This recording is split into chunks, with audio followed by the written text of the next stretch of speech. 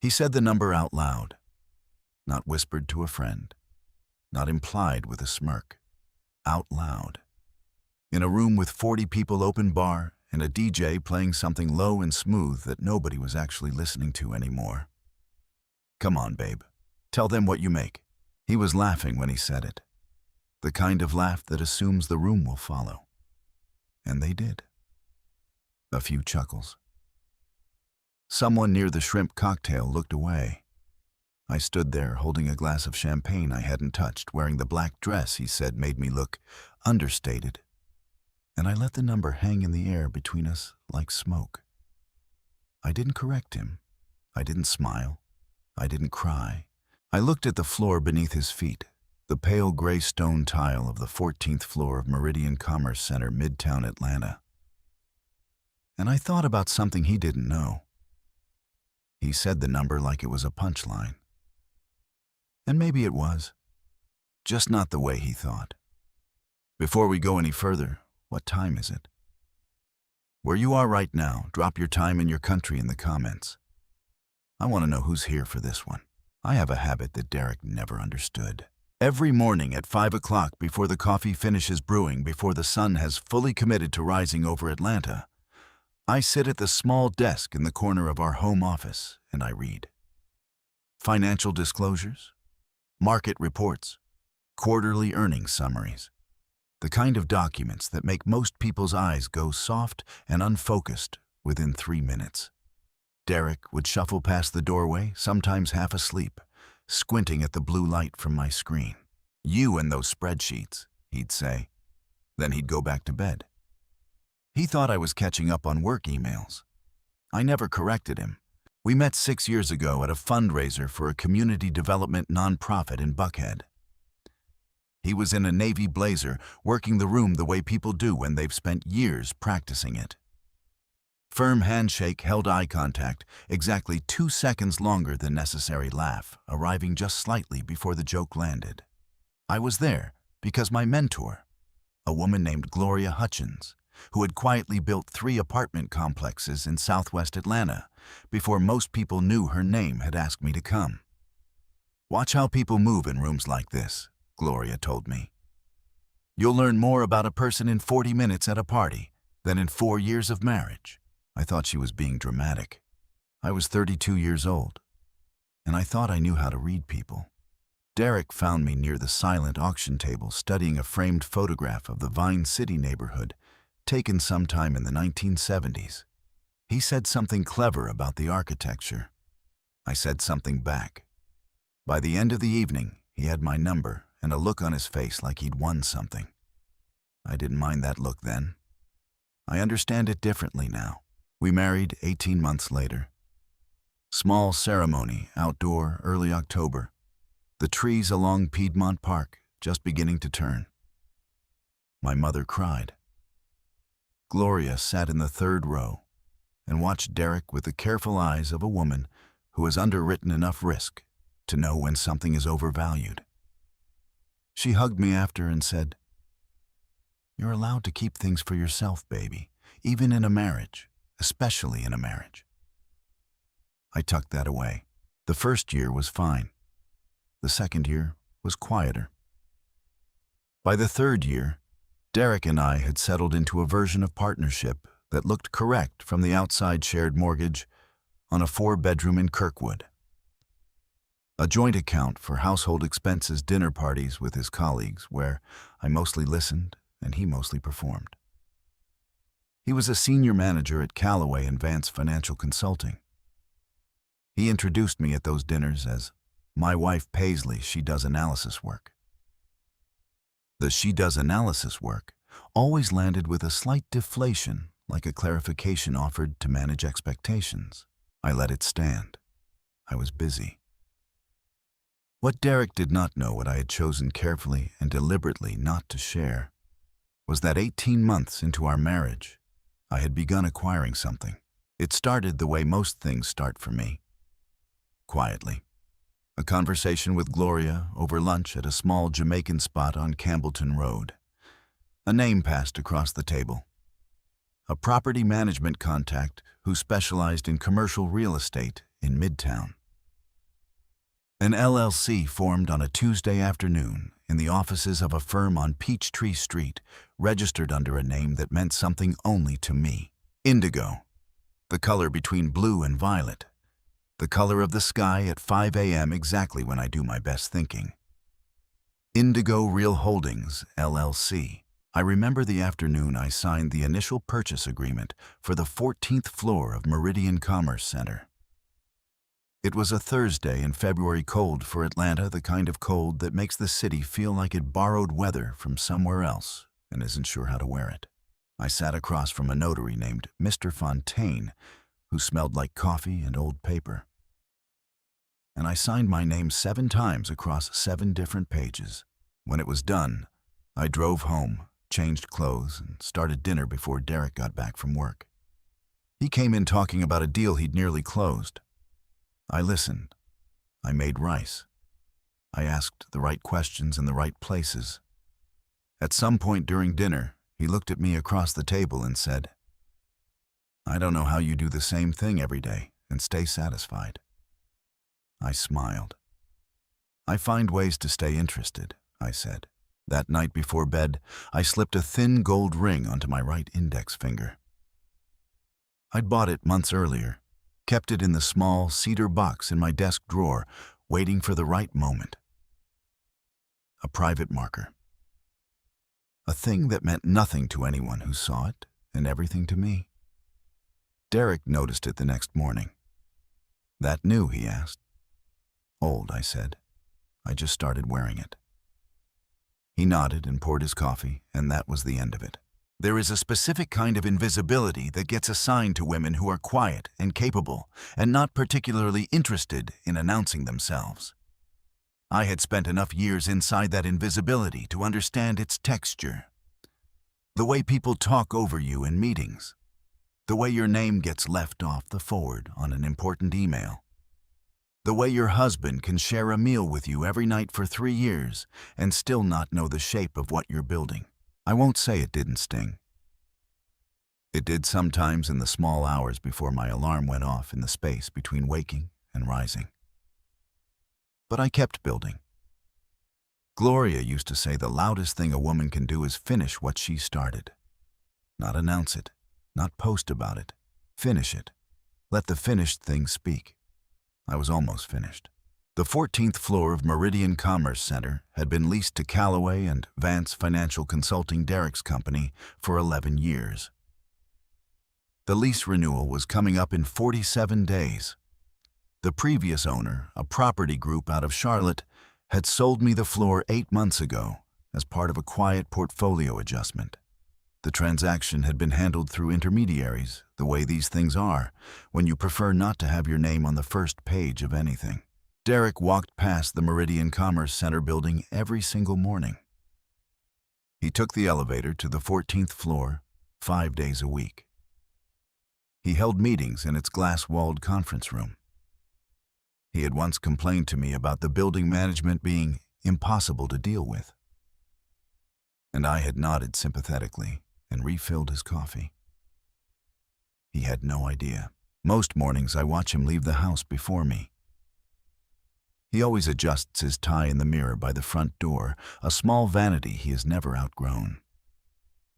He looks at his own reflection with a particular kind of satisfaction, the look of a man who believes the version of himself he has assembled is the complete and accurate one. I wonder sometimes what he saw when he looked at me. Probably something similar to what most people saw. A woman who was steady, dependable, not a threat. The kind of wife who made good rice and asked good questions and didn't take up too much room. He was not entirely wrong. I am steady. I'm dependable. He was wrong about the rest. I found out on a Wednesday. Not because I was looking. That's the part people always assume, that there was suspicion first, then searching, then discovery in that neat and logical order. It wasn't like that. It was the way most true things arrive sideways while you're doing something ordinary when your guard is down, because you had no reason to put it up. I was ironing. Derek had left his phone on the kitchen counter before jumping in the shower, which he did sometimes when he was in a hurry. I wasn't paying attention to it. I was pressing the collar of one of his work shirts, the pale blue one he wore on days he had client presentations, and the screen lit up with a notification the way screens do. Now sudden and indifferent and completely without warning. I didn't pick up the phone. I didn't have to. The preview was visible from where I stood. "Tonight work for you. She's not gonna know. She never does." The name at the top of the message. Sienna. I set the iron down. I finished the collar.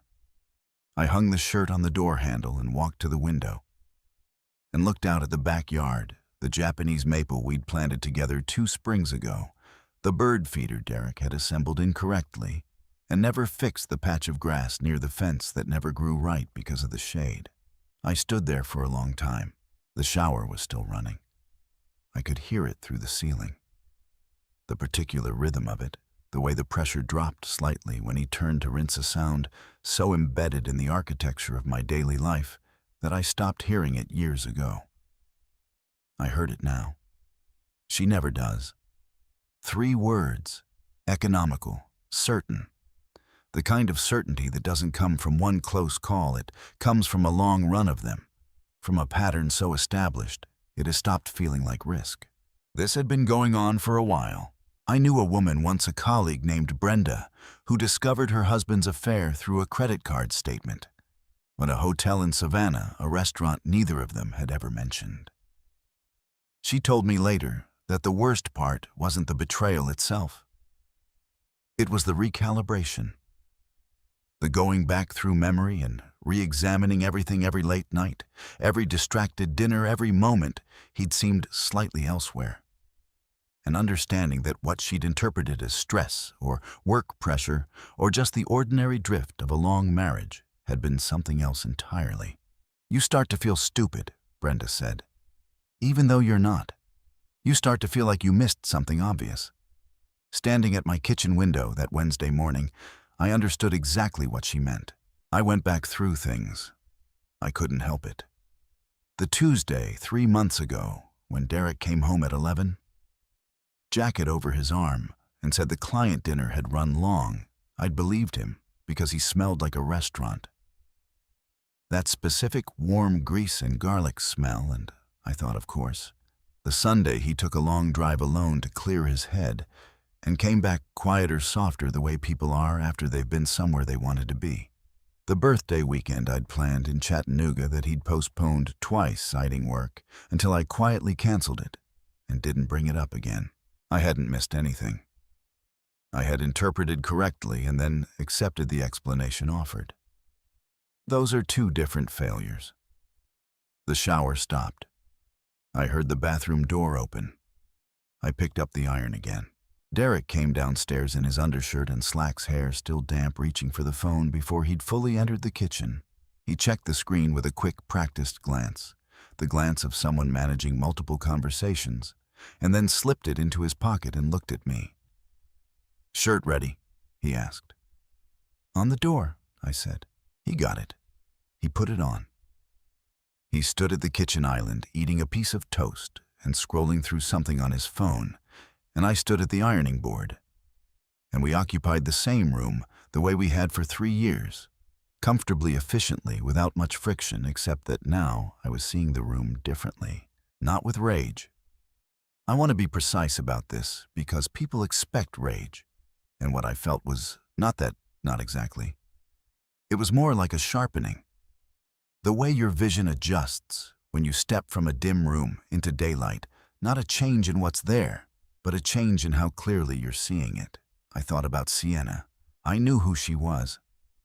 She worked at Callaway and Vance, 2 floors below Derek.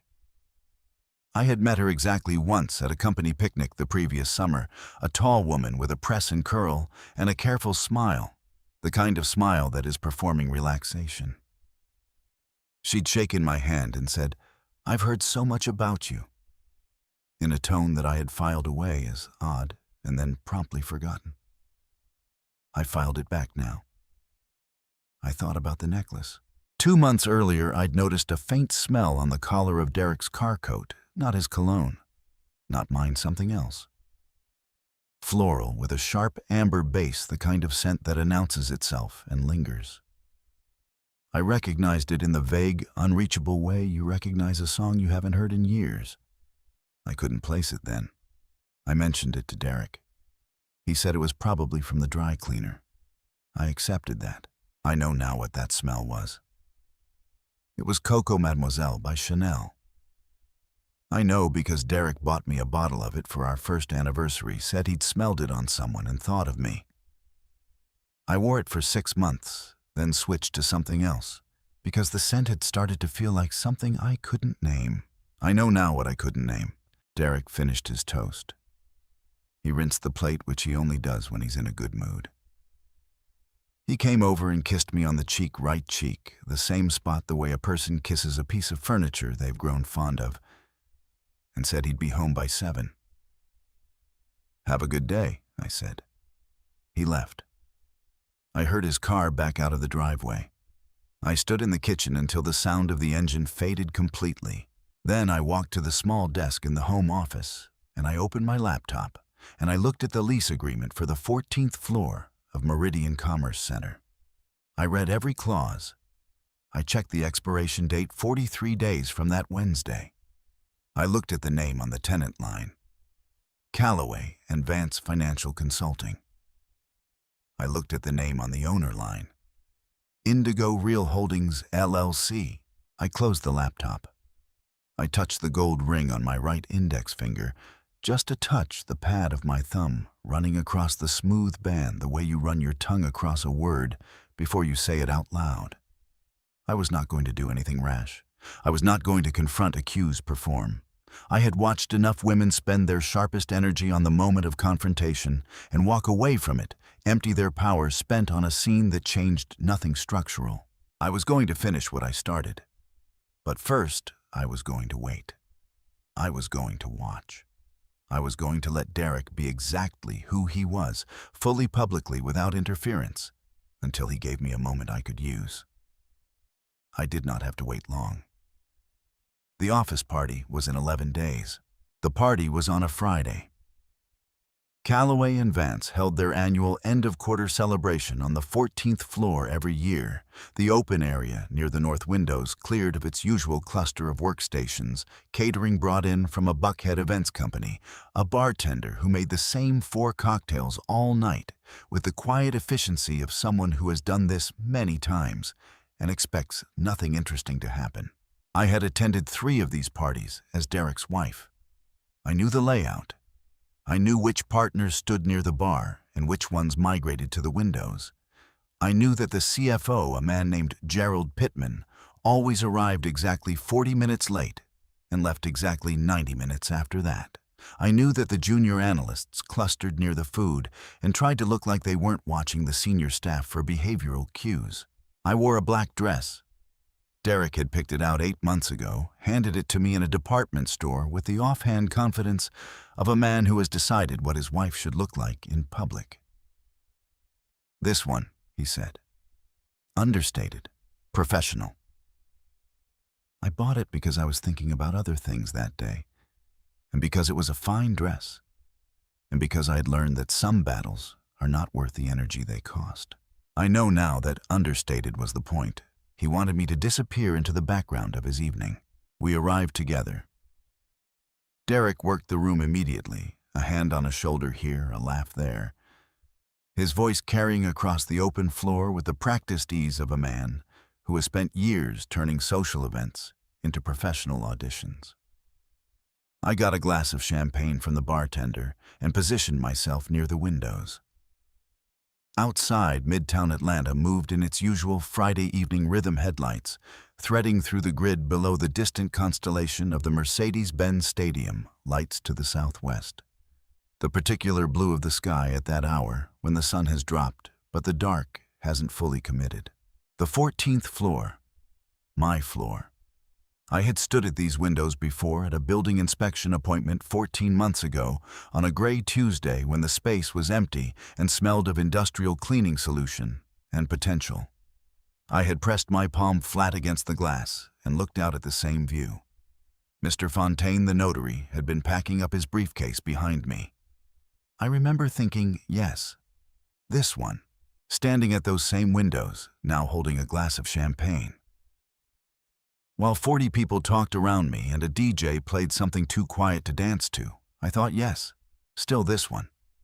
Derek found me around the 40-minute mark. He came with 3 colleagues in tow, 2 men whose names I always confused, and Sienna. I had not expected her to be standing next to him when he walked over. I should have anticipated it, but I had not.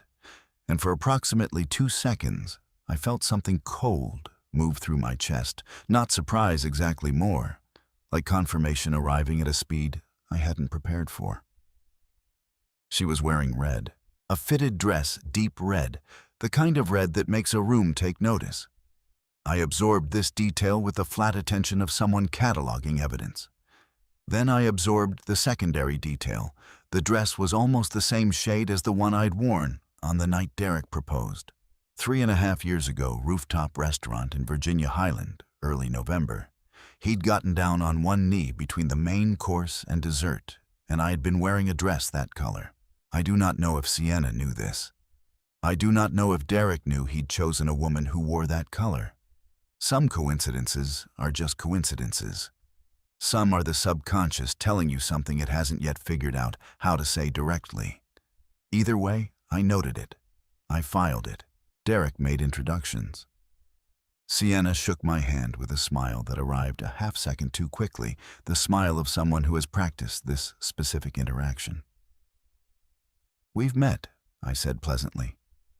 "The summer picnic." Something moved behind her eyes, a recalibration, fast and small. "Of course," she said. The conversation moved the way these conversations do, work, talk, quarter results. Someone's upcoming promotion, a joke about the catering. Derek stood with his shoulder angled toward Sienna in the particular way that men angle toward the thing they want, without fully committing to the lean. I watched this with the detached interest of a researcher observing a subject who doesn't know they're being observed. Then one of the men whose name I always confused, Marcus or Michael, asked Derek about salaries. Not directly. It came in sideways the way these things do at parties where people are comfortable and the drinks have been flowing for an hour. A comment about the industry, about compensation packages at competing firms, about what the market was doing. Derek tilted his head. He smiled. And then he looked at me. "Babe," he said, "tell them what you make." The room didn't stop. That's what people imagine, that there's a record scratch moment, a sudden silence. It wasn't like that. The party continued around us. The DJ kept playing. The bartender made a drink. 2 women near the shrimp cocktail kept talking about something unrelated. But the small circle around Derek sharpened. 5 or 6 faces turned toward me with the specific attention of people who sense something has just been put on the table and aren't sure yet if it's a joke or not. I looked at Derek. His expression was easy, relaxed. The expression of a man who believes he is among friends and that his wife will either play along or absorb the moment quietly because she always has. And because he has built his understanding of me entirely on the evidence of the past 3 years, which is not enough evidence to understand a person, though he does not know this yet. I said the number, flat, clear, the way you state a fact. Derek laughed first. That released the room a few chuckles, a polite murmur, someone making a comment about analysis work that I didn't catch in full. Sienna smiled at her champagne glass. One of the name-confused men looked briefly uncomfortable and then decided not to be. I did not change my expression. I looked at the floor beneath Derek's feet. The pale gray stone tile, cool and solid, that I had walked across 14 months ago in an empty building on a gray Tuesday. The floor that bore his weight every single weekday. The floor he had never once thought to question the ownership of, because why would he? He was still laughing when I looked back up at him.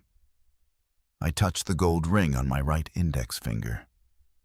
Just the pad of my thumb. A small, private thing.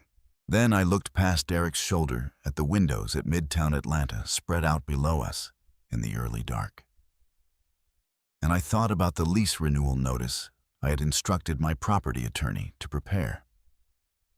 42 days. Standard language. No extensions offered under current terms. The bartender was making another round. Someone near the windows was telling a story that required both hands. I took a sip of my champagne, the first sip of the evening, and it was cold and dry and exactly right.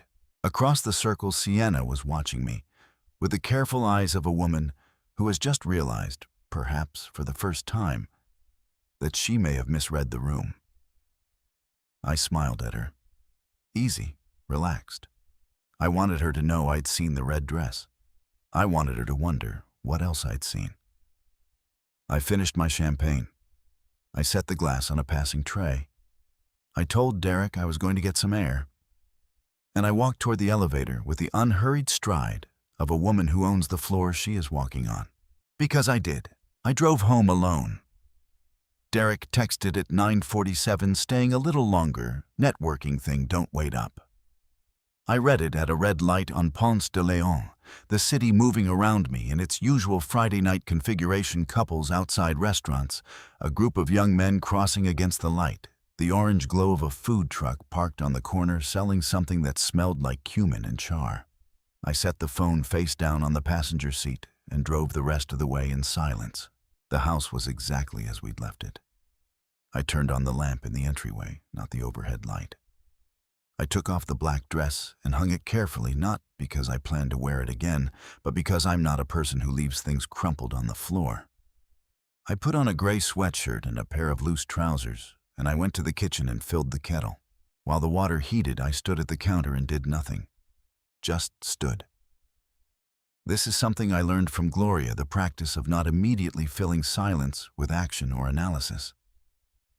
Let the thing land before you decide what to do with it, she used to say. Rushed responses are almost always the wrong ones. The thing had landed. I made tea. Chamomile loose leaf steeped 4 minutes in the small ceramic pot my mother had given me the year I moved to Atlanta. I carried it to the home office, and I sat down at my desk, and I opened my laptop, and I looked at my contact list until I found the name I was looking for. Elaine Marsh, real estate attorney. 14 years practicing commercial property law in Georgia. I had worked with her on the Meridian acquisition, every clause and contingency, every point of negotiation. She was precise and unhurried, and she never made me feel like my questions were too small or my caution was excessive. She was also, I knew from experience, someone who did not mind a call at 11 o'clock at night when the situation merited it. I called. She answered on the third ring, which told me she was still working.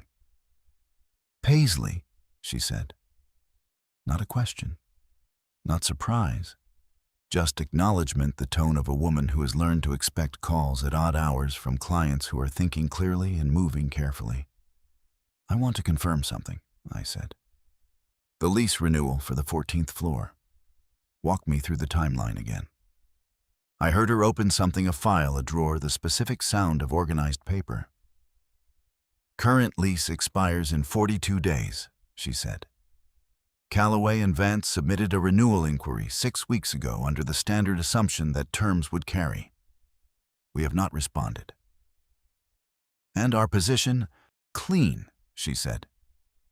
You have full discretion to decline renewal, restructure terms, or negotiate a new agreement from scratch. No obligations beyond the notification window, which is 30 days. You're within it comfortably. Good, I said. I want to send the notification. Standard language. No extensions offered under current terms. New agreement required. A brief pause. Not hesitation. Elaine did not hesitate. It was the pause of a professional confirming she has heard correctly before proceeding. I'll draft it Monday morning, she said. You'll have it by noon. Thank you, Elaine. Of course. Another pause, smaller. You all right? It was the first time in our professional relationship she had asked me that. I considered the question with the seriousness it deserved. "Yes," I said. "I'm exactly where I plan to be." She said good night. I closed the laptop. I picked up the small leather notebook I keep in the top right drawer of my desk. Not a journal, nothing so continuous as that, more a place where I write the things that need to be written, somewhere outside my own head. I opened it to a fresh page. I wrote 3 things. 47 days. Enough. Elaine, Monday. Don't rush. I looked at the 3rd line for a moment. Then I closed the notebook and put it back in the drawer. The tea had cooled to the right temperature. I drank it slowly, both hands around the cup, looking at the dark window that faced the backyard. The Japanese maple was invisible in the dark, just a shape. Just the suggestion of a thing I knew was there. I thought about Derek at the party. The ease of him. The way the laugh had arrived before the room had decided whether to laugh. The specific social fluency of a man who has spent so long being the most comfortable person in any room that he's forgotten. Other people are also watching, also reading, also keeping their own records. I thought about the first time I understood that about him. Not as a flaw, but as a fact. It was about a year into our marriage, a dinner party at the home of his colleague Raymond, a large craftsman house in Decatur. Derek had told a story about a work trip to Chicago, and halfway through I realized 2 things. Simultaneously, the story was slightly embellished in the direction of making him look quicker, sharper, more decisive than the actual events had been. And that everyone at the table believed it completely because he told it so well. I hadn't said anything. I'd filed it. I had a large file by now. The front door opened at 11:53. I know the time because the clock on my laptop was visible from the couch, where I'd moved with a book I hadn't been reading. Derek came in, carrying his jacket over his arm. He smelled like a bar bourbon and recycled air, and something faintly floral beneath it, just at the collar line. He saw me on the couch, and his expression moved through several things very quickly.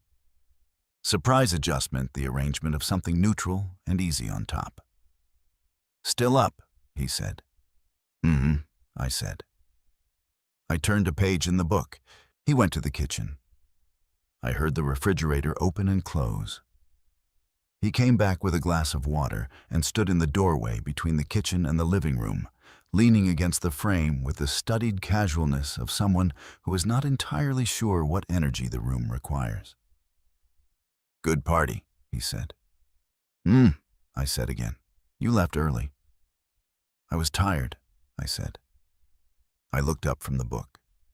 I looked at him directly, the way I had been practicing looking at him, the way you look at something you are preparing to understand completely before you let it go. "Long week." He nodded. He looked at the glass of water in his hand. "About earlier," he said. "The salary thing. I was just—" "It's fine," I said, and I meant it. Not in the way he needed me to mean it, not forgiveness, not the gentle closing of a door he'd opened carelessly. I meant it in the way that the 42 days remaining on a lease are fine. In the way that a document drafted and ready to send on Monday morning is fine. In the way that having already decided the next 3 moves in a game your opponent doesn't know you're playing is fine. It was fine. All of it. The party, the number read aloud. The red dress, the bourbon smell, the practiced ease of him in that doorway. Fine. He went to bed before midnight. I heard him move through the bedroom overhead, shoes off belt, the particular creak of his side of the mattress. Within 20 minutes, his breathing had changed, that deep, regular pull of a man, with a clean conscience or a convincing substitute for one. I sat on the couch until 1 in the morning. I was not angry. I was not sad.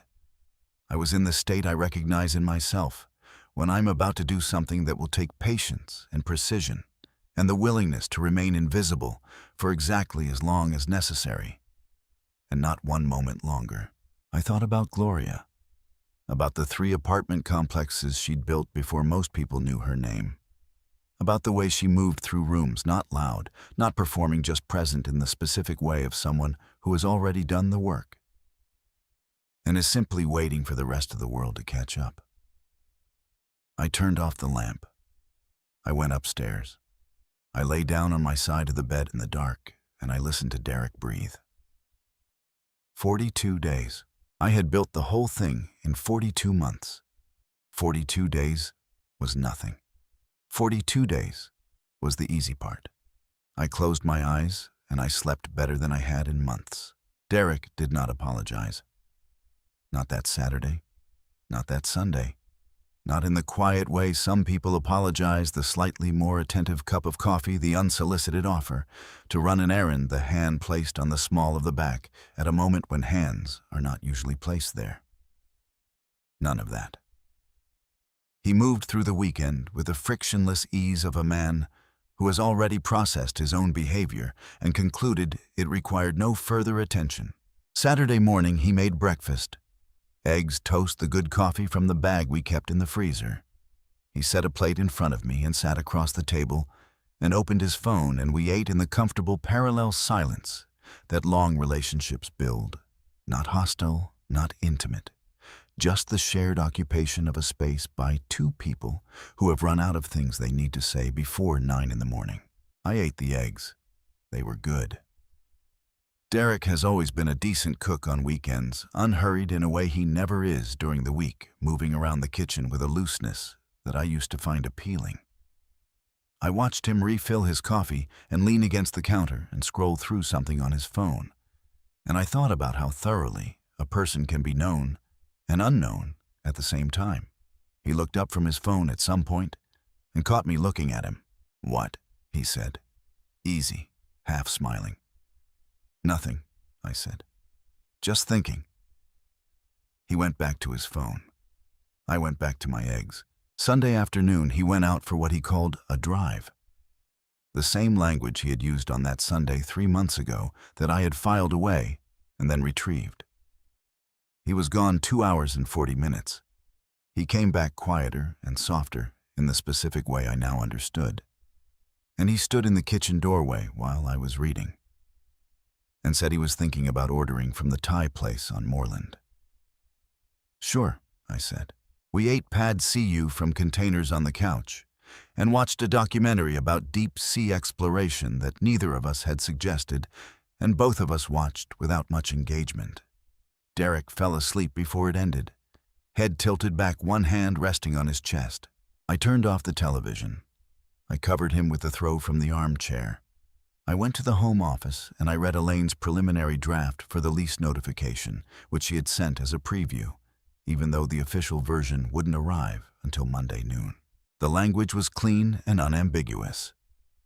Callaway and Vance Financial Consulting was hereby notified that the current lease agreement for the 14th floor of Meridian Commerce Center would not be renewed under existing terms upon expiration.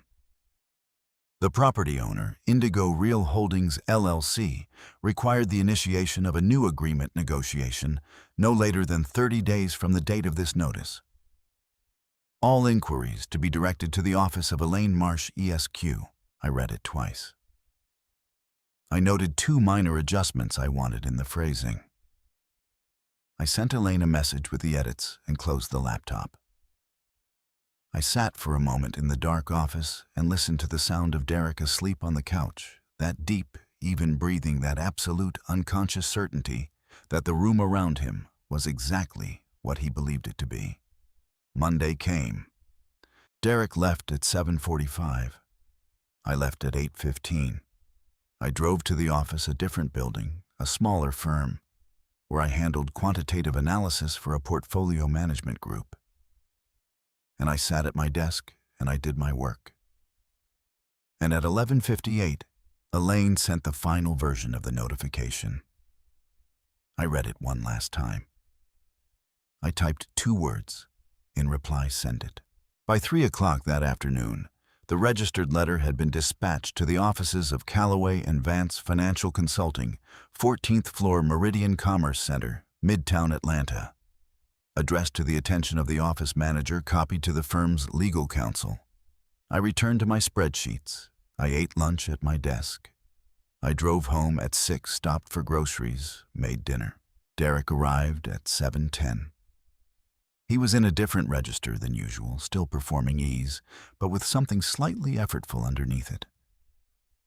A frequency I had learned to detect over 3 years of living in close proximity to it. He kissed my cheek. He asked what was for dinner. He sat at the island and told me about his day in the selective, curated way he always told me about his day, and I listened and asked questions and served the food. Somewhere in there, between the office receiving that registered letter and Derek arriving home for dinner, something had shifted in the building on Peachtree Street. I didn't know exactly when the office manager had opened the envelope. I didn't know which face had gone first to the firm's legal counsel. I didn't know who had read the name Indigo Real Holdings LLC and felt the first small tremor of uncertainty about a thing they had assumed was settled. I only knew that by 7:10, when Derek sat down at the island and asked what was for dinner, the letter existed in the world and could not be recalled. I put a plate in front of him. He picked up his fork.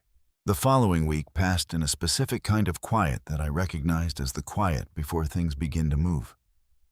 I went to work. I came home. I made dinner. I slept. I woke at 5 and read my reports and watched the light come up over Atlanta and touched the gold ring on my right index finger and did not rush. Then on Thursday of the second week, Derek came home different. Not the soft different of a Sunday afternoon drive. Something harder. He came in and set his bag down and went directly to the kitchen and poured 2 inches of bourbon without asking if I wanted anything, and stood at the counter and drank an inch of it before he said a word. "Something weird happened at work," he said. I looked up from the book I was reading. "What kind of weird?" "The building," he said. "Management sent some kind of notice about the lease." He shook his head. "New owner, apparently. Nobody knew the floor had been sold. Legal is trying to figure out who this company is. Indigo something. Holdings LLC. He said the name the way people say unfamiliar names, slightly carefully, like the syllables might mean something if arranged differently. I let a small silence sit. Not too long. Exactly long enough. "That sounds stressful," I said. "It's probably nothing," he said. "These things happen. Some investment group buys a building, shakes up, the leases, tries to squeeze more money out. Legal will handle it." He finished the second inch of bourbon. "Just annoying." "I'm sure they'll sort it out," I said. He nodded. He refilled his glass. He came and sat in the armchair across from me and picked up his phone, and the conversation was over. I looked back at my book. I read the same sentence 4 times without taking it in. Because I was listening to something else, the sound of a man sitting 6 feet away from the person who owned the floor beneath his desk, discussing that person's business decisions with the flat certainty of someone who has no idea he is in the wrong conversation entirely. I turned the page. 3 days later, Derek came home and told me about the promotion proposal. He set it up carefully the way he sets up things he knows require a particular kind of handling. We were finishing dinner. He refilled my water without being asked, which he does when he wants something. He waited until we were both comfortable, and then he mentioned with the offhand confidence of a man announcing an obvious good thing that he had submitted a proposal to move Sienna from her current position to a senior analyst role. On the 14th floor, his floor. He said it that way, his floor, the floor he worked on. He was building his team, he said. She was talented, he said. It made structural sense. He said her name 4 times in the explanation. I counted. I put my fork down. I picked up my water glass. I looked at him across the table. This man I had shared a bed with for 3 years. This man who had read my salary aloud at a party like a punchline. This man who was now proposing to install the woman he was sleeping with. 10 feet from my daily existence, with the breezy confidence of someone who has never once considered that the ground beneath him might belong to someone else. And I thought about something Gloria told me years ago, the last time I saw her before she moved to Savannah.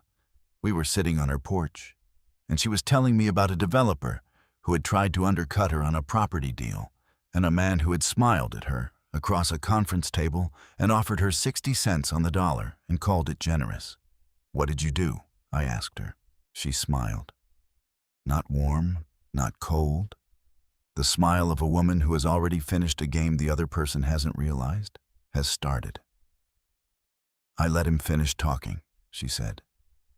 "Then I bought the building next door." I looked at Derek across the dinner table. "That sounds like a good opportunity for her," I said. He smiled, relaxed, certain I had accepted it. He said it with the same voice he used when he told me he loved me. Flat, practiced, certain I would accept it. I picked up my fork and finished my dinner. 31 days remaining on the lease. Elaine had confirmed that morning that Callaway and Vance's legal team had made contact to begin negotiation discussions. She had acknowledged receipt and provided nothing further. Standard, unhurried. 31 days. I had waited 42 months to be sitting exactly where I was sitting. A man who did not know the shape of what I had built was pouring himself a third bourbon across the table from me and talking about a woman in a red dress, like I was a piece of furniture too familiar to be interesting. Let him talk, let him finish. The call came on a Tuesday. Not to Derek, not to the partners at Callaway and Vance. The call came to Elaine, which was the correct channel, which was exactly how I had designed it. A senior associate from the firm's legal counsel, a man named Bryce Hollander, according to Elaine's summary, had requested a preliminary conversation to understand the new ownership's position on the lease renewal. Elaine's response relayed to me that evening in a text message of 11 words, acknowledged receipt. Confirmed no renewal under current terms. Awaiting formal inquiry. I read it standing in the grocery store on DeKalb Avenue in the produce section holding a bunch of kale I had not yet decided to buy. I put the kale in my basket. I moved to the next aisle. The following morning, Derek mentioned at breakfast that legal was getting somewhere with the building situation. He said it the way people say things that are moving in a direction they are confident about, the tone of a man who has delegated a problem to the appropriate people and expects it to resolve the way problems resolve when the appropriate people handle them. "Good," I said. I poured coffee. I did not elaborate. He did not ask me to. This was the dynamic we had built without ever discussing it. He managed the visible things, and I managed the invisible ones. And we never directly compared notes, because he did not think there were notes to compare. He had a senior manager title and a company car allowance, and a floor full of people who deferred to him. I had a desk in a smaller building, and a salary number he had read aloud like a joke. The asymmetry seemed obvious to him. He had the evidence of 3 years to support it. He did not have the evidence of the other 3 years. The ones that happened before 5 in the morning, in the home office at a small desk in the dark, with a laptop and a phone. And the particular focused attention of a woman who understands that the most important work is the work that no one sees until it is finished. Elaine called me on a Friday afternoon 2.5 weeks after the notification had been sent. I was at my desk when she called running a variance analysis on a portfolio rebalancing report. And I saved the document before I answered because I knew the call would require my full attention. "They've come back with a number," she said. 12% increase on the base rate. 3-year term. They're framing it as a gesture of good faith given the disruption. I leaned back in my chair. What's their actual flexibility? Hard to say from this conversation. Hollander was cordial but careful. He's been instructed to settle this quickly and quietly. The partners don't want disruption. A pause. They also don't know who they're negotiating with. Indigo Real Holdings is opaque enough that they haven't connected it to any individual yet. Good, I said. Keep it that way for now. How do you want to proceed? I had thought about this. I had thought about it the way I think about most things, not in a single sitting, but in accumulated minutes in the early mornings at my desk. And the quiet drives to work, and the spaces between other thoughts, where the real decisions get made without ceremony. Counter at 22, I said. 2-year term. No concessions on the operating cost pass-throughs. And I want a meeting. A brief silence. In person, I said. In the building, the 14th floor conference room. Elaine did not ask why. This is one of the things I value about her. She understands that when a client specifies a location with that particular kind of precision, there is a reason, and the reason is not hers to interrogate. I'll arrange it, she said. Timeline. 2 weeks, I said. I want them uncomfortable but not desperate. Uncomfortable people make decisions. Desperate people make scenes. Understood. I could hear the faint sound of her writing something. You'll attend as representative of Indigo Real Holdings. I will. Should I prepare them for who they'll be meeting? I touched the gold ring on my right index finger, the smooth band warm from my skin. The ring I had put on the day I signed the purchase agreement in the office of a notary named Mr. Fontaine, who smelled like coffee and old paper. No, I said. Let it be a surprise.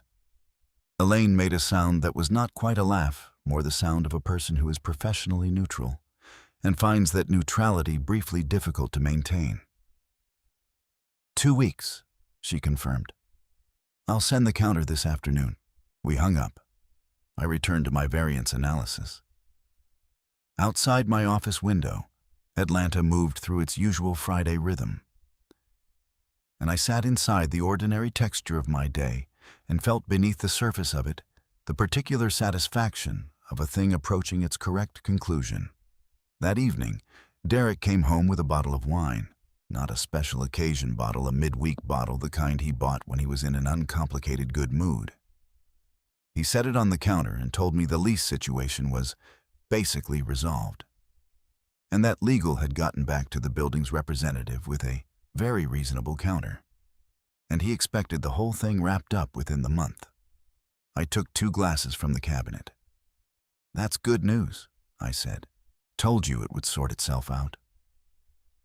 He uncorked the bottle with the efficient confidence of a man who has decided the story is already over. These investment groups, they make noise at first, but they always come back to practical when they realize the tenant has leverage. I poured his glass first, then mine. Leverage, I said. Sure. Callaway & Vance has been on that floor for 11 years. Continuity is valuable. Any reasonable landlord knows that. He picked up his glass. He touched it to mine. The small, clean sound of 2 glasses meeting. They'll deal. I smiled. I drank. We made dinner together that night. His idea, an easy pasta, him at the stove, and me at the cutting board, the way we had been on the best evenings, in the early years when things were simpler, and I had less to manage in silence. He talked about his week. I listened. He was in the register he inhabited when he felt like things were going his way, expansive, generous, the version of himself he liked best. He talked about Sienna's promotion again. The paperwork was moving. She would be on the 14th floor within the month. He was building something, he said. A real team. People who understood his vision. I chopped onions. I nodded at the right intervals. People who understood his vision. I thought about that phrase later, lying in the dark after Derek had fallen asleep. The specific smallness of a vision that extended only as far as you could see from where you were already standing. Derek's vision was the 14th floor, the company car allowance, the client dinners, the room that laughed when he laughed. He could not see beyond the edge of what he had already been given. I had been building past that edge for 3 years, quietly, methodically, in the incremental and unglamorous way that real things get built, not in dramatic gestures, but in early mornings, and careful documents and phone calls made at 11 o'clock at night to a lawyer who did not mind. And now, in 13 days, I was going to walk into a conference room on the 14th floor of Meridian Commerce Center and sit across a table from the legal representative of the company my husband worked for. And I was going to be the person with the leverage, not because I had planned a revenge. I want to be precise about this. I did not buy the 14th floor to hurt Derek. I bought it because Gloria taught me to buy things when the numbers made sense, and the timing was right, and the opportunity existed.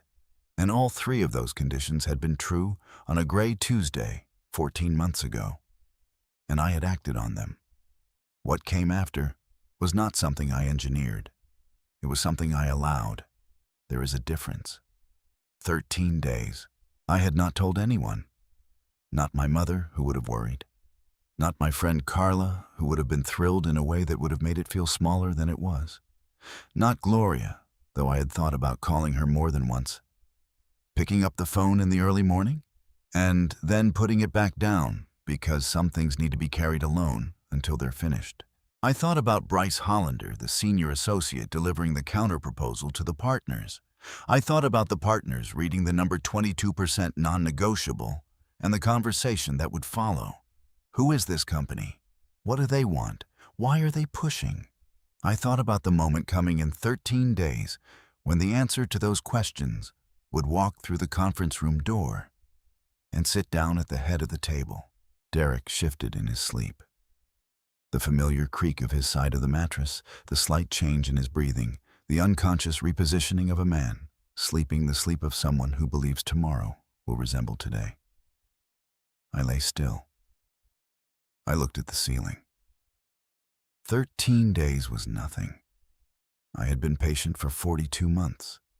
I could be patient for 13 more days. But I will tell you this.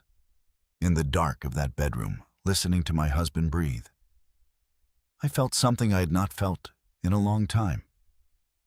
Something clean and certain and quietly electric, like the air before a storm that has been building for a very long time, finally decides to arrive. It was almost time. The meeting was scheduled for a Thursday at 2 o'clock. Elaine confirmed it the Monday before conference room, B 14th floor, Meridian Commerce Center. Callaway and Vance had requested their own building, which I found appropriate in the specific way that irony is appropriate when it arrives without being invited. They wanted familiar ground. They wanted the comfort of a space they believed they understood. I told Elaine to confirm without adjustment. That week, I went to work and came home and made dinner and slept and woke at 5 and did everything in the order I always did it. Because routine is not disrupted by important things. Routine is what carries you to important things without losing your footing on the way. Derek was in a good mood most of the week. The lease situation was progressing, he said.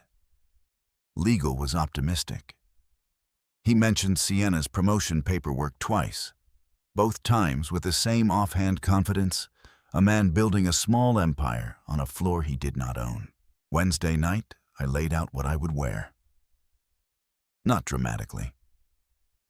I did not stand in front of the closet for a long time or consider symbolism. I simply looked at what I had and chose the thing that was correct, a charcoal-structured blazer over a deep burgundy silk blouse, slim dark trousers, low heels, and black leather. Understated. Precise. The clothing of a person who has no need to announce herself because the documents in her briefcase do that work. I put the outfit on the chair in the corner of the bedroom. Derek was already asleep. He did not ask about it in the morning because he did not notice it, which was fine because some things are only visible to the people who need to see them. Thursday morning, I was at my desk by 5:15. I read nothing. I sat with the tea and the quiet and let the day be what it was going to be. I left for Meridian Commerce Center at 1:20. I drove up Peachtree Street with the early afternoon light coming in at a low angle that turned the glass faces of the buildings into mirrors, everything reflecting everything else, the city folded back on itself in panels of gold and blue. I had driven this route hundreds of times, to the notary on a gray Tuesday, to inspection appointments, to the quiet administrative errands that constitute the unglamorous architecture of ownership. The building looked the same as it always did. The lobby, the same pale marble. The elevator, the same brushed steel interior, the floor indicator climbing in its usual silence. 14. The doors opened. I had not been on this floor in 8 months, not since a final walkthrough before the sale had fully closed. It looked the same as it had then, and the same as it had at that first inspection, the open workspace, the cluster of glass-walled offices along the south wall, the conference rooms at the east end. Except now it was populated. Desks, occupied screens lit the particular ambient noise of people working keyboards. Low voices, the distant sound of a phone ringing twice and stopping. I walked through it with the measured pace of someone who is not in a hurry and does not need to be. A receptionist at the front desk, young efficient, a headset around her neck, looked up as I approached. "I'm here for the 2 o'clock, I said. Elaine Marsh's office, representing Indigo Real Holdings. She checked her screen. She looked up again with the slight recalibration of someone who expected a different kind of person and is deciding how to adjust. "Of course," she said. "Conference room B, down the hall, second left." I thanked her. I walked. The hallway was the same pale gray tile, the same subtle lighting. I passed a row of framed company achievement awards, on the wall plaque certificates, the visual documentation of an organization's self-regard. I passed a cluster of desks where 2 analysts were talking over a shared screen. I passed a glass-walled office with the door half open, where a woman in a cream blouse was on a phone call back turned. I paused. The woman in the cream blouse. Sienna. She was speaking in the low, careful register of a professional call, one hand resting on the desk, the press and curl I remembered from the office party framing her profile. She did not turn. She did not see me. I looked at her for exactly 3 seconds. Not with anger. Not with the particular heat of a woman who has been wronged and wants the other person to feel it. I looked at her the way you look at a variable in an equation that has already been solved, noted, accounted for, no longer the point. I continued down the hall. Conference room B was a glass-walled rectangle overlooking the east side of Midtown, the same view I had stood before 14 months ago, with my palm pressed against the window on a gray Tuesday. The room held a long table, 12 chairs, a credenza along the far wall, with a coffee setup that no one had touched. 3 people were already seated. Bryce Hollander I recognized from his firm's website, mid-40s, silver at the temples, the kind of careful professional composure that takes years to assemble and radiates the specific confidence of a man who has been in many rooms like this one and has usually been the most prepared person in them. Beside him, the firm's office manager, a woman named Patricia, who had been at Callaway and Vance for 7 years. According to the company website. I had read with some thoroughness. And at the far end of the table, in the chair that was not quite the head, but was angled toward it in the way that signals seniority without claiming it directly, he was looking down at a folder when I entered. Hollander and Patricia both looked up immediately, the professional reflex of people trained to read a room the moment its configuration changes. Derek looked up a half-second later, the way people look up when their peripheral awareness catches something unexpected. He saw me. The sequence across his face was fast and would have been invisible to anyone not watching for it. Recognition, confusion, the beginning of a social smile. And then the smile stopping before it arrived, because the social context did not support it, because I was walking into a conference room he was sitting in for a professional meeting, and I was carrying a briefcase, and I was on the wrong side of the equation for this to make sense. I set my briefcase on the table. I pulled out the chair at the head. I sat down. I looked at Bryce Hollander first because he was the professional counterpart, and the meeting had an order. "Mr. Hollander," I said, "thank you for arranging this." I looked at Patricia. "Miss Reeves." I opened my briefcase and removed a single folder clean, labeled the Indigo Real Holdings logo in the upper left corner, a plain indigo circle, simple and unambiguous. I set it on the table in front of me. Then I looked at Derek. He had not moved. His folder was still open in front of him. His hands were flat on the table, on either side of it, the way a person's hands go flat when their body is managing something their face is trying not to show. "Chow on Derek," I said. And then immediately in English, because this was a professional meeting, and I was a professional, I believe we know each other. A brief pause. "The last time we were both in this building, you were reading my salary aloud to a room full of people." The silence that followed was not long. 4 seconds, perhaps 5. Long enough for Hollander to understand that the geometry of the room had just shifted in a way his preparation had not accounted for. Long enough for Patricia to look from me to Derek and back with the careful neutrality of a woman who has worked in offices long enough to know when something is happening that will be discussed for years. Derek's mouth opened. Nothing came out. I opened my folder. "Shall we begin?" I said. And I began. I walked them through the counter-proposal with the methodical clarity of someone who has read every clause of every document and has no interest in performing uncertainty she does not feel. 22% increase on the base rate. 2-year initial term with a structured renewal option contingent on agreed benchmarks. Updated operating cost terms. A revised schedule for common area maintenance responsibilities. All of it clean, all of it reasonable by current Midtown market standards, all of it non-negotiable in the ways I had decided in advance it would be non-negotiable.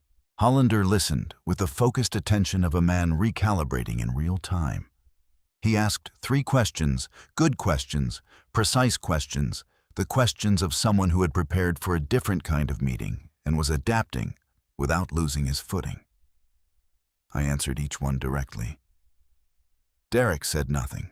He sat at the far end of the table with his hands still flat and his folder still open. And he said nothing for 22 minutes. I was aware of him the way you are aware of a sound that is stopped not because the silence is loud, but because the contrast is. At minute 23, Hollander said he would need to take the counter-proposal back to the partners before any formal response could be given. "Of course," I said. "Standard process. I'd ask that you expedite given the timeline." I looked at him with the particular steadiness of someone who has exactly as much leverage as she appears to have, and is comfortable with that. "The floor doesn't wait." Hollander nodded. He closed his folder. Patricia gathered her notes. Derek had still not spoken. I stood. I replaced my folder in my briefcase. I clipped it closed with the same unhurried precision with which I do everything that matters. I looked across the table at Derek, not long, not with drama, the way you look at a thing you have already understood and no longer need to examine. He was looking at me with an expression I had never seen on him before. Not anger. Not the performed ease I had watched for 3 years. Something stripped of its surface raw and slightly lost the face of a man standing in a building he believed was familiar and discovering that the walls belonged to someone else. "It was good to see you," I said. Neutral, professional. I walked out of conference room B. The hallway was the same pale gray tile. The company achievement plaques on the wall. The cluster of analysts still talking over their shared screen. I passed Sienna's glass office. She had finished her call. She was at her desk now, typing. And she looked up as I passed, one of those involuntary glances that the eyes make before the brain has decided to look. For a fraction of a second, our eyes met through the glass. I did not stop walking. I pressed the elevator button. The doors opened immediately as if the building had been waiting. I stepped in. The doors closed behind me. I pressed lobby. The elevator descended. 14 floors. I looked at myself in the brushed steel surface of the elevator door, the slight distortion of it. My own face returned to me in the warm, metallic tone of the finish. A woman in a charcoal blazer, holding a briefcase, riding down through a building she owned on a Thursday afternoon in Atlanta. The lobby arrived with a small sound. I walked through the marble corridor and through the glass doors and out into the October afternoon, the same low-angled light I had driven through on the way here, the city folded back on itself in gold and blue. I stood on the sidewalk for a moment. I breathed. I did not feel triumphant. I want to be accurate about this. I felt something quieter than triumph, the feeling of a long calculation arriving at its correct answer, the specific piece of a thing completed. The elevator doors opening on the 14th floor. The folder on the table. The expression on Derek's face when he understood what floor he was sitting on and whose chair he was sitting across from. Some things you build in silence for so long that when they finally stand in the light, you forget to be loud about them. I touched the gold ring on my right index finger. Then I walked to my car. I had a 4:30 call with Elaine to debrief. I had a grocery list in my phone. I had dinner to make and a night to move through and a husband who would come home tonight, already knowing something that would change the shape of everything, though he did not know yet how much. Let him sit with it, I thought. Let the 14th floor settle around him for a few more hours. The story was not over. But the most important part, the part that could never be undone, was already done. Derek came home at 8:43. I know the exact time because I was sitting at the kitchen island with a cup of tea and my laptop running through a portfolio report that required my attention and was easier to focus on than the sound of my own thoughts. And I looked at the clock on the screen when I heard his key in the lock. 8:43. He was supposed to be home by 7. He came through the door slowly, not the usual entrance. The bag dropped the jacket over the hook, the immediate reach for the refrigerator. He came in and stood in the entryway for a moment, jacket still on bag, still over his shoulder like a man who has arrived somewhere and is not entirely sure the arriving is finished. I did not look up from my laptop. I heard him set his bag down. I heard him hang his jacket carefully, more carefully than usual, the way people handle ordinary objects when they are managing something larger than the object. I heard him walk to the kitchen and stop at the counter and stand there. I finished the paragraph I was reading. I closed the laptop. I looked up. He looked like a man who had spent several hours inside a difficult conversation with himself and had not yet reached a conclusion. His tie was loosened. There was a quality to his face I'd not seen in 3 years of marriage. Not anger, not the performed ease, not the social fluency that had carried him through every room I had ever watched him enter. Something underneath all of that. Something that did not know yet what shape it was going to take. He looked at me for a long moment. "Paisley," he said. Just my name. Nothing after it. I put both hands around my teacup. I waited. "The building," he said. He stopped. He tried again. "Indigo Real Holdings." He said the name the way he had said it that first evening, carefully syllable by syllable, except now the care came from a different place. Not unfamiliarity, recognition. The recognition of a man who has just finished understanding something he should have understood much earlier. "That's you." I looked at him. "Yes," I said. The words sat in the kitchen between us, small and absolute. Derek pulled out the stool across from me and sat down heavily, not the controlled sitting of a man in command of a room, but the sitting of someone whose legs have made a decision before his mind caught up. He put both elbows on the island. He pressed his hands flat against his face. He stayed that way for a long time. I drank my tea. I was not going to perform anything for him tonight. Not anger, I had moved past the hot center of it weeks ago. Not forgiveness, that was not what this evening was. Not softness, not distance, Not any of the emotional registers I had watched wives deploy in difficult moments, with a particular exhaustion of women who have spent too long managing the emotional temperature of rooms that were not their responsibility to heat. I was going to sit here with my tea and be exactly who I was, which was the person who had bought the 14th floor of Meridian Commerce Center 18 months ago and said nothing and done the work and waited. Derek lowered his hands from his face. His eyes were dry. He was not a man who cried easily, which was one of the things I had once interpreted as strength and now understood differently. "How long?" he said. "The purchase closed 14 months ago," I said. "The opportunity came up 18 months ago." He absorbed this. I watched him do the arithmetic, counting back, reconstructing the calendar of the last year and a half, placing this information against the backdrop of everything he remembered about that period. Dinners, weekends, the conversation about his floor, the building management being impossible to deal with the lease situation that legal was going to sort out. "You were there," he said. "At the inspection, at the signing." "Yes."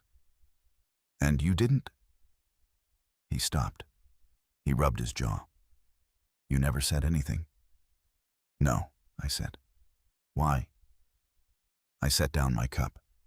I looked at him with the directness that I'd been practicing for 3 years, the looking that is not performance, not accusation, not the precursor to an argument, just the clear-eyed examination of a fact you have decided to finally say out loud.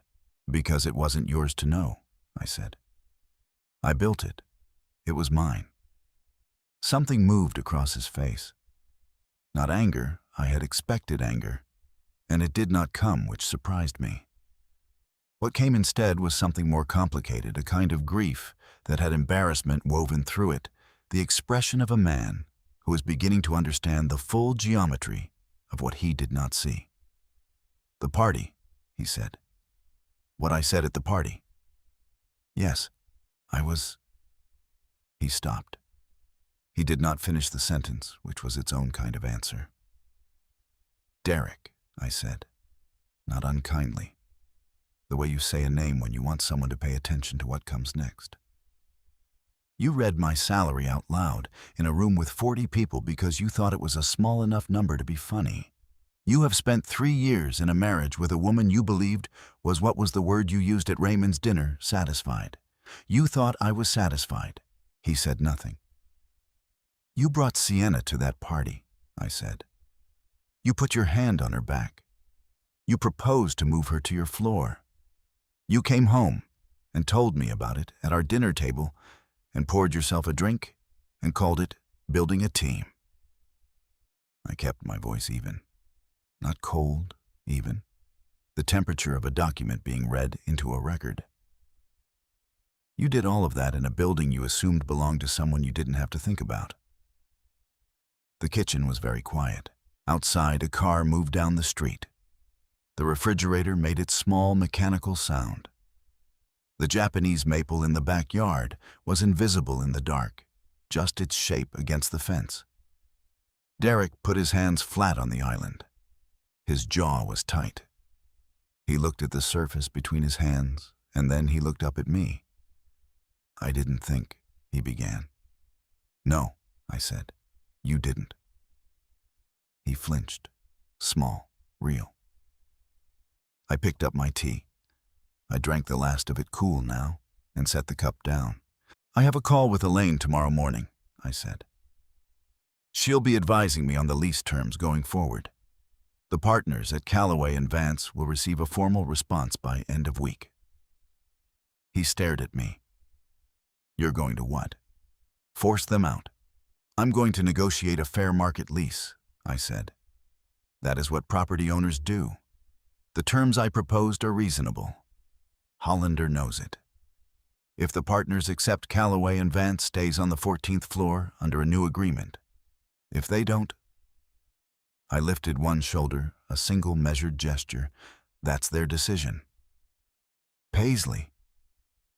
Something shifted in his voice. An edge of desperation quickly managed. "I work there." "I know," I said. "You know what this does to Derek." My voice was quiet and final. You should think carefully about the conversation you are about to have with me, because you are about to ask me to consider your professional comfort, and I want you to sit with that for a moment before you finish the sentence. He closed his mouth. The silence was different now. Not the silence of a conversation paused, but the silence of one that has arrived somewhere and is resting there taking stock. I stood. I picked up my cup and carried it to the sink and rinsed it and set it in the drying rack. I dried my hands on the dish towel, the pale blue one with the small embroidered hem that my aunt had sent as a housewarming gift 3 years ago. I hung it back on the oven handle. I turned around. Derek was still sitting at the island. He looked like a man who had come home expecting to have a certain kind of conversation and found himself in a completely different one. In a kitchen that looked exactly the same as it always had, but felt, in some irreducible way, rearranged. I know about Sienna, I said. It was the first time I had said her name directly to him. I watched him absorb it. I've known for several weeks. I'm not going to talk about it tonight because there isn't much to say about it tonight. But I want you to know that I know. He opened his mouth. He closed it. I'm going to bed, I said. You can sleep in the guest room. I walked past him toward the hallway. I did not look at his face as I passed. I did not need to. I had said what needed saying with the clean economy of someone who has rehearsed nothing, because the truth doesn't require rehearsal. At the doorway, I paused. Derek, I said. He looked up. The ring on my right hand, the gold one. I put it on the day I signed the purchase agreement for the 14th floor. I looked at it. The thin band warmed the private marker I'd carried for 14 months, through dinners and parties and weekends, and a salary read aloud like a punchline. I wore it every day while I was finishing what I started. I wanted to remember why I was being patient. He looked at the ring. He looked at me. I left him in the kitchen. I went upstairs. I washed my face and brushed my teeth and changed into the gray sweatshirt and loose trousers I had worn that first night after the party. And I lay down in the dark on my side of the bed and looked at the ceiling. Downstairs, I could hear nothing for a long time. Then the sound of the refrigerator, the cabinet where we keep the glasses, the slow steps of a man moving through a house he thought he knew in the dark, trying to find the room that still belongs to him. I closed my eyes. Below me, through the floor, through the joists and the plaster, and the accumulated weight of 3 years of a life built in this house, I could feel the specific silence of a man arriving at the end of a version of himself he had held for too long. Let it come down, I thought. Let all of it come down. The guest room door opened and closed. I exhaled. Outside, Atlanta hummed its usual nighttime hum traffic, thinning the distant bass of music from somewhere, the city settling into itself, the way cities do when the day's performance is finally over and the real geography reasserts itself beneath. I lay still. I breathed. Tomorrow, Elaine would finalize the counterproposal response. Tomorrow, the partners at Callaway and Vance would sit in a room and read the terms and understand that the floor they had occupied for 11 years now had an owner with a name and a face, and absolutely no obligation to make their comfort her priority. Tomorrow, Derek would wake up in the guest room of a house that was half his and half mine, and would have to decide with the evidence now fully available to him what kind of man he was going to be about it. Tomorrow was a lot of things. Tonight, I lay in the dark, and I let the day be over. The quiet was complete. The kind of quiet that only comes after a very long noise has finally stopped. Not empty, not lonely, but clean. The quiet of a room after the last word has been said, and the door has been gently, permanently closed. I touched the ring on my right index finger one last time. Then I let my hand rest on the covers, open still. And I slept. The partners met on Friday morning. I know this because Elaine called me at 11:45 with the particular energy she reserves for developments that require immediate attention, not alarm. Never alarm with Elaine, but a kind of sharpened focus that comes through the phone like a change in air pressure. "They've accepted," she said.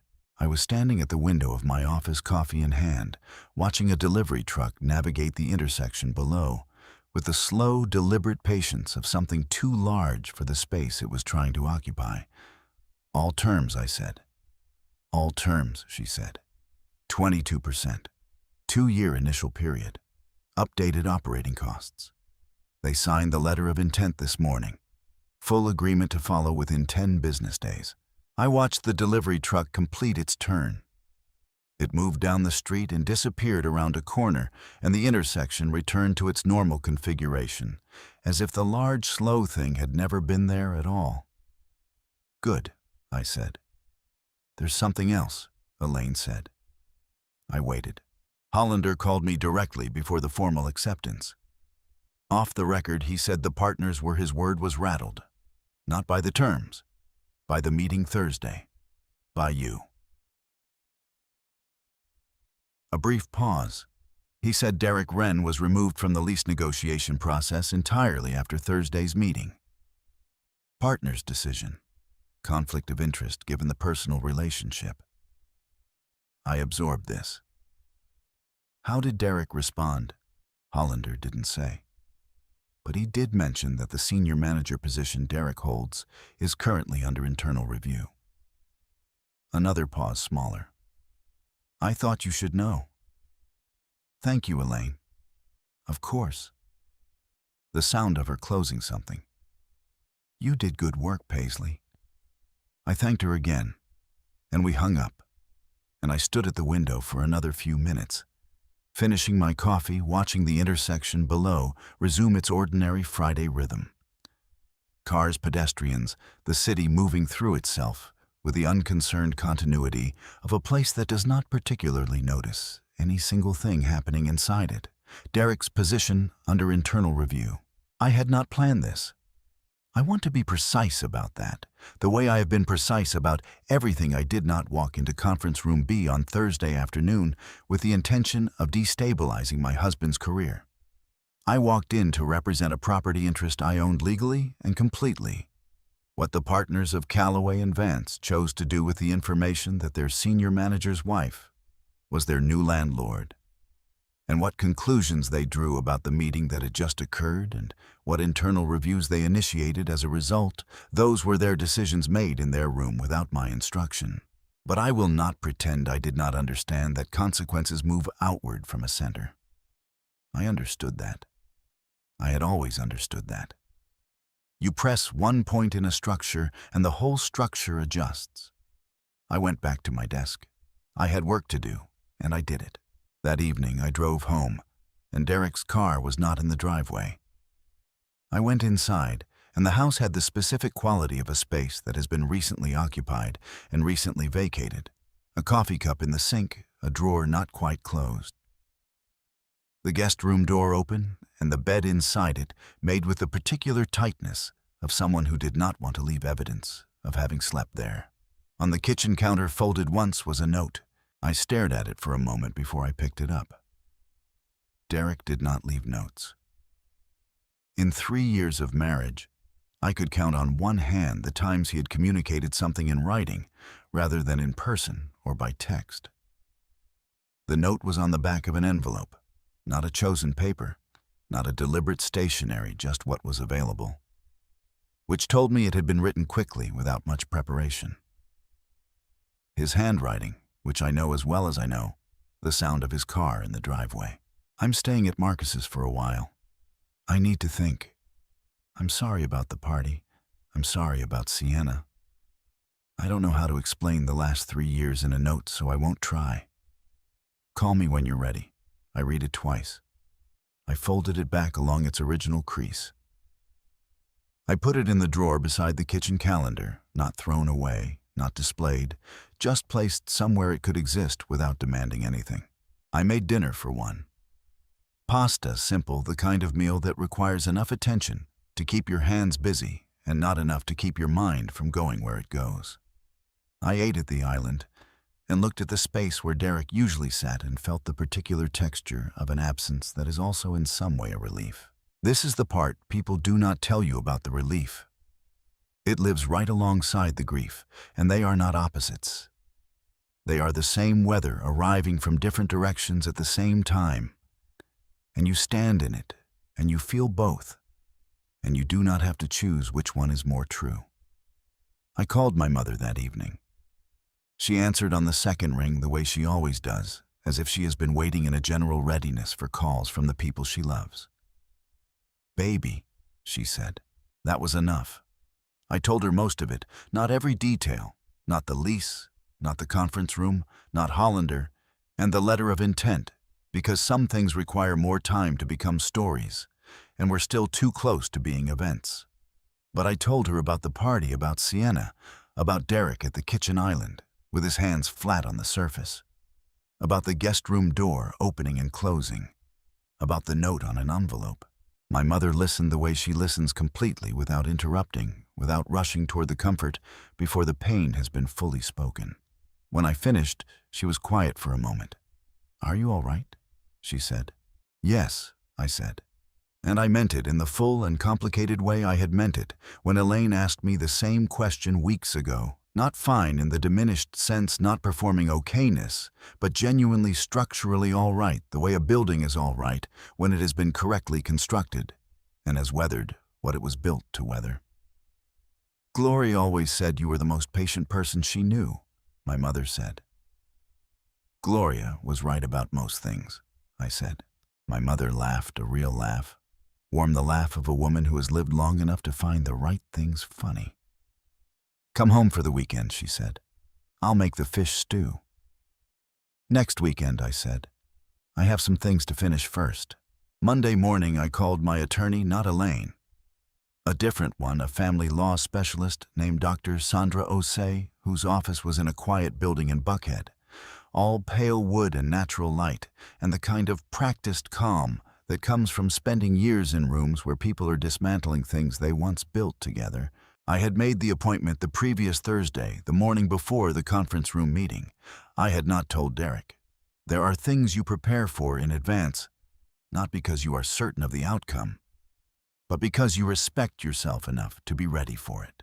Dr. Osei was small and precise, and wore her natural hair in a close-cropped fade, and shook my hand with both of hers. We sat across from each other at a table not unlike the one in conference room B, and I told her what I needed. And she listened and asked the right questions and wrote things in a leather notebook with a silver pen. "Georgia is an equitable distribution state," she explained, "not a 50-50 split, but a fair division based on contribution duration and circumstance. The Meridian floor was separate property acquired before the marriage's difficulties had surfaced, funded independently, documented completely.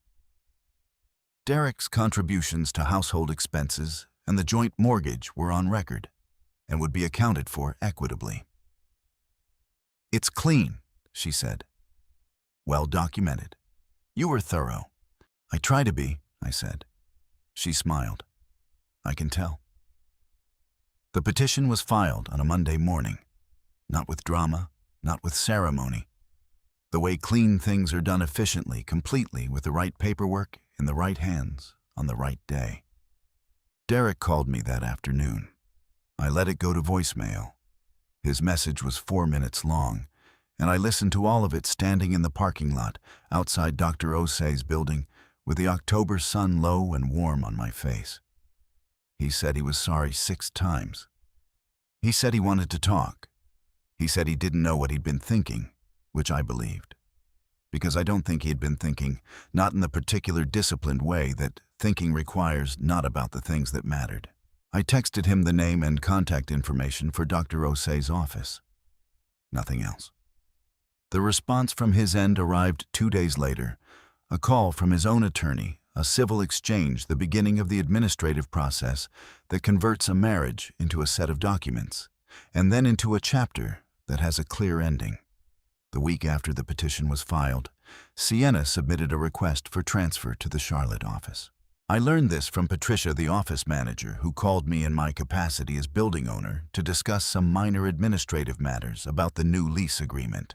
She mentioned it the way people mention things they believe are relevant, without being certain, carefully, with the slight formality of someone who has chosen their words. "There's been some movement in personnel," she said. "One of the senior analysts is transferring. The position Derek Wren proposed for her on 14 won't be moving forward." "I see," I said. "Thank you for letting me know." "Of course, Miss Wren." Miss Wren. Not Paisley, not Derek's wife, not the woman from the office party who stood at the window and didn't touch her champagne. Miss Wren, the property owner, the person at the other end of a professional relationship conducted between equals.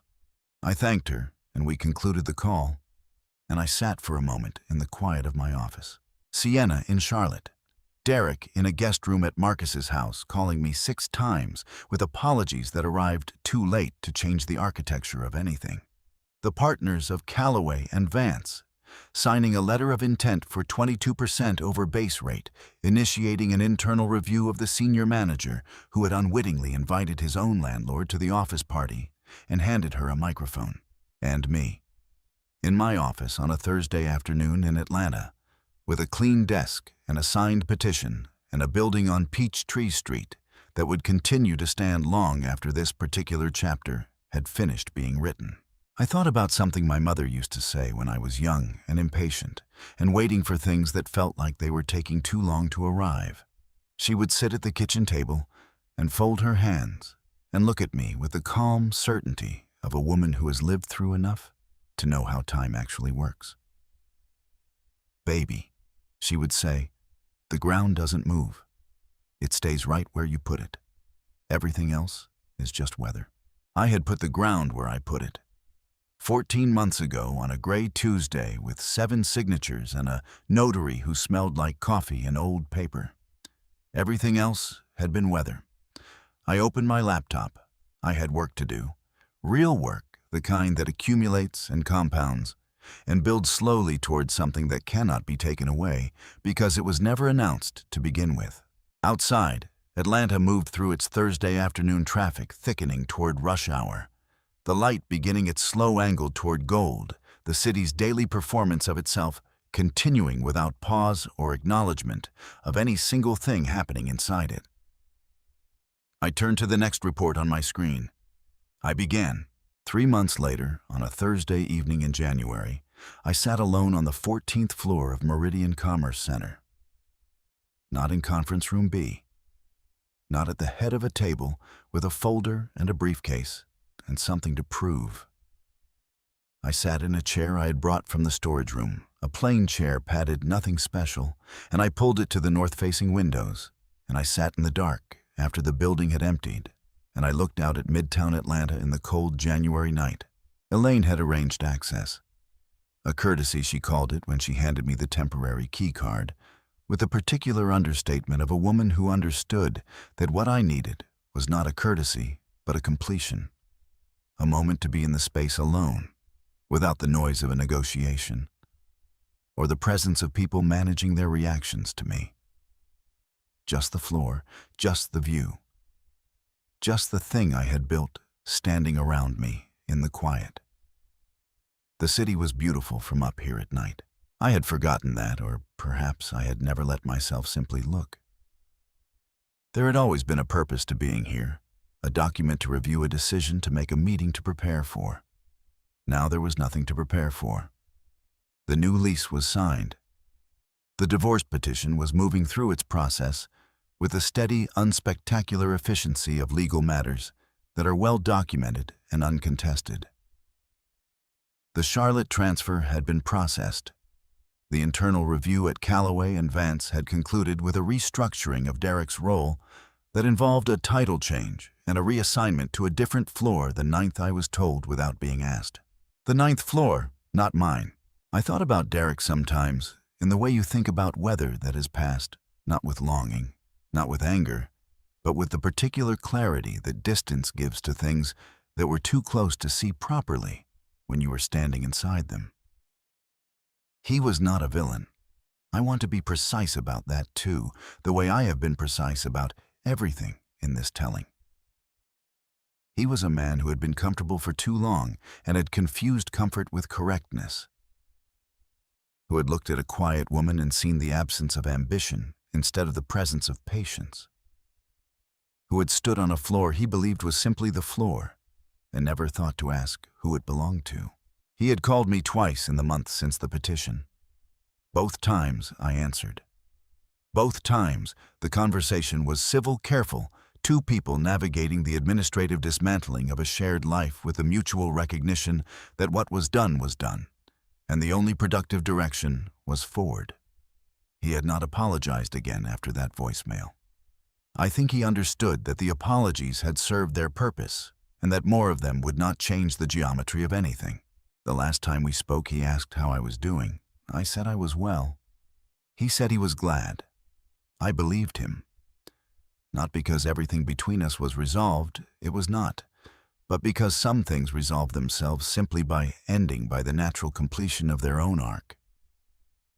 And what I heard in his voice was the sound of a man who had arrived at that completion and was trying in his particular way to stand in it with some dignity. I wished him well. I meant it.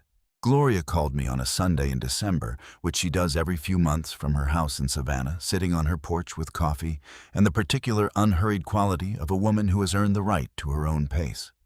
I told her about the floor, about the meeting, about Hollander's face and Derek's face, and the gray stone tile beneath all of it, the pale floor I had walked across on a gray Tuesday 14 months ago, and pressed my palm to the window and thought, yes, this one. Gloria listened. I could hear her coffee cup being set down. You finished it, she said. I finished it, I said. A pause. The Savannah sound wind in Live Oak's distant water, the particular breathing of a coastal city that has been there longer than most of the things people argue about. How does it feel? She said. I thought about this. I thought about it with the same deliberateness I bring to questions that deserve a real answer rather than a convenient one. Like the morning after a very long night, I said. When the light comes and everything is exactly where you left it, but you can finally see it properly. Gloria made a sound that was neither laugh nor acknowledgement, but something between them, the sound of a woman who has felt exactly that feeling and recognizes it when someone else names it. That's exactly what it feels like, she said. We talked for another hour about the Savannah apartment complex she was refinancing, about a young woman in her neighborhood who reminded her of me at 29. Quiet, precise, taking careful notes on rooms that didn't know she was watching. About the fish stew my mother made and how the recipe had never been written down, only carried the way some important things are. When we hung up, I sat on my back porch for a long time in the December cold, watching the Japanese maple bear, now its winter skeleton, visible the structure of it clear in a way the summer leaves had concealed. I had not decided yet about the house. There was time. The divorce would settle the question in the correct and legal way, and whatever the outcome. I would find my footing in it the way I have always found my footing, by building from what remains rather than grieving what was removed. The bird feeder Derek had assembled incorrectly was still there, still crooked. I had not fixed it. I think I will in the spring. Now, sitting at the north windows of the 14th floor in January, I looked at the ring on my right index finger. The thin gold band warm from my skin, even in the cold of the empty building. I had been wearing it for 14 months. Through the signing and the dinners and the party and the conference room and the kitchen and the note on an envelope and the petition and the call from Elaine that set all terms. Through all of it, I thought about what it had meant to wear it, the private anchor of it, the daily reminder that I was in the middle of something I had started and had not yet finished. It had been useful. It had done what I needed it to do. I slid it off. It came off easily, which surprised me. Somehow I had expected some resistance, the slight friction of a thing worn long enough to feel permanent. But it came off clean, and I held it in my palm. And I looked at it in the blue ambient light of the city coming through the glass. A plain gold ring, thin, unadorned, the kind of thing that looks like nothing and means everything or meant everything for the time it needed to. I closed my hand around it. I held it for a moment, then I opened my hand and looked at it again. And I thought, the work is done. The ring is not the work. The ring was only ever the reminder of the work. And the reminder is not needed anymore. Because the work is standing around me, 14 floors up, solid and signed, and completely irreversibly mine. I put the ring in my blazer pocket. I looked back at the city, Atlanta at night, from 14 floors up, the grid of lights stretching south toward the airport. The cluster of towers in Buckhead to the north, the dark ribbon of Piedmont Park. Visible, if you knew where to look, the distant red blink of an aircraft moving slowly across the low sky. A city that does not particularly care about any single thing happening inside it, and is beautiful for exactly that reason. Because it continues, because it is larger than any one story, because it will be here long after every person in every building in its grid has finished whatever it was they were in the middle of. I sat there until 9 o'clock. Then I stood. I picked up my coat from the back of the chair. I returned the chair to the storage room, which took 30 seconds, because I'm not a person who leaves things where they don't belong. I walked through the empty 14th floor, the dark workstations, the unlit conference rooms, the pale gray tile beneath my feet at every step. My floor, not because I needed to say it, not because anyone was there to say it to, just the fact of it available and accurate the way facts are. I pressed the elevator button. The doors opened. I rode down through 14 floors of a building I owned in a city that did not know my name, and I walked through the marble lobby and through the glass doors and out into the cold January night. My car was the only one left in the small lot beside the building. I unlocked it and got in and sat for a moment with the engine off, looking through the windshield at the face of Meridian Commerce Center, the lit lobby visible through the glass doors, the floors above it dark, the building standing in the way that buildings stand, simply and without comment. I started the engine.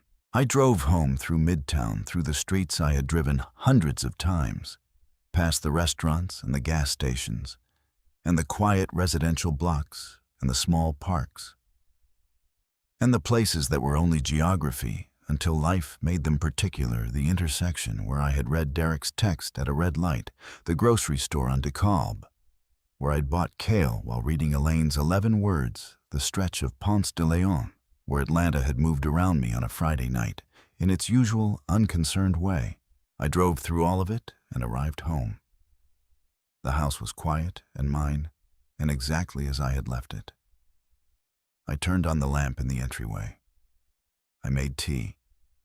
I stood at the kitchen window and looked at the backyard, the Japanese maple bare in the January dark. The bird feeder crooked on its post, the fence line where the grass had never grown right because of the shade. I drank my tea slowly. I thought about the morning I would call my mother and tell her I was coming for the weekend, about the fish stew she would make and the kitchen table where we would sit, and the particular quality of that sitting, the ease of being somewhere that has always known exactly who you are and requires nothing from you except your presence. I thought about the spring, about fixing the bird feeder, about what the 14th floor would look like in the afternoon light in March when the city was waking up again. And Atlanta was doing what Atlanta does in spring, loud and green and entirely certain of itself. I thought about the young woman Gloria had described in Savannah, taking careful notes in rooms that didn't know she was watching. I thought about what I would say to her if I ever met her, if she ever asked. I thought I would say, build it before you need it. Build it in the silence in the mornings, before anyone else is awake. In the incremental, unglamorous minutes that don't look like anything from the outside. Don't announce it. Don't explain it. Don't let anyone else's certainty about what you are become your ceiling. Build the floor first. Then let them stand on it.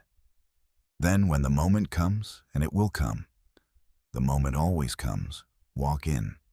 Sit down, open the folder, and let the finished thing speak.